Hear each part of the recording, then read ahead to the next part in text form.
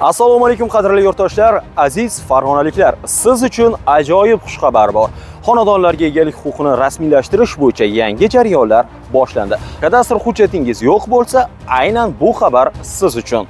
Kadastr agentligi tasdiqlagan reja grafika asosan yurtimiz bo'ylab xonadonlar xatlovdan o'tkazilmoqda. Unga ko'ra, Farg'ona viloyatida 2024-yilda 68 ta, 2025-yilda esa 306 ta mahallalarda mazkur ishlar amalga oshirilishi belgilangan. Eslatib o'tamiz, 2024-yil 5-avgust kuni o'zboshimchalik bilan egallab olingan yer uchastkalari hamda ularda qurilgan bino va inshootlarga bo'lgan huquqlarni e'tirof etish to'g'risidagi O'zbekiston Respublikasi qonuni imzolangan edi. Bu qonun asosida barcha hududlarda amaliy ishlar olib borilmoqda.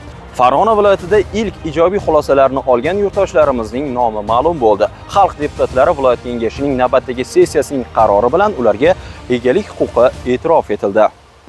Farg'ona viloyatida jami 24 ta, shundan Beshariq tumanida 1 ta, Bog'dod tumanida 1 ta, Buvayda tumanida 6 ta, O'zbekiston tumanida 4 ta, Qo'shtepa tumanida 7 ta, Rishton tumanida esa 5 ta xonadon sohiblariga egalik huquqi e'tirof etildi.